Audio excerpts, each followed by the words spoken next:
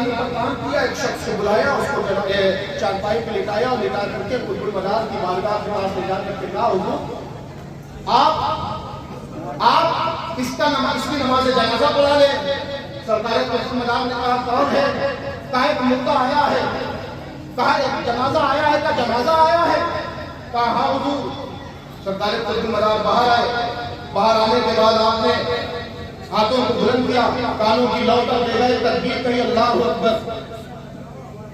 اب وہ لوگ جو یہ بات جانتے تھے کہ یہ زندہ ہے، وہ لوگ دیکھنے لگے، سوچنے لگے کہ اب یہ شخص اٹھے گا، جیسے ہی اٹھے گا ہم مذاق اڑائیں گے، ہم ہنسنے لگیں گے، اور رب العالمین کے لوگ جب دیکھیں گے تو ان سے دور ہو جائیں گے۔ اب ایک تکبیر ہو گئی، وہ شخص اٹھا نہیں۔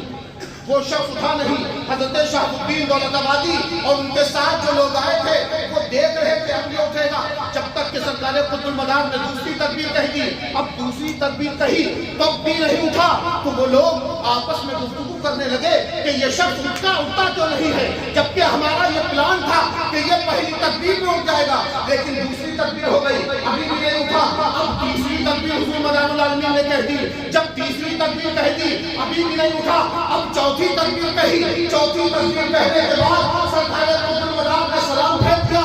اب جب سلام پھینک دیا تو دیکھا کہ وہ شخص نہیں اٹھا، دوڑ کر ہنستے حضرت شہاب الدین دولت آبادی دوڑ کر اس جنازے کے پاس جاتے ہیں، اس شخص کے کہتے ہیں تو اٹھتا کیوں نہیں؟ جب دیکھتے ہیں کپڑے کو ہٹا کر دیکھتے ہیں تو وہ شخص مرا ہوا، وہ شخص مر گیا۔ لوگ تعجب میں ہیں، ایسا کیسے ہو سکتا ہے؟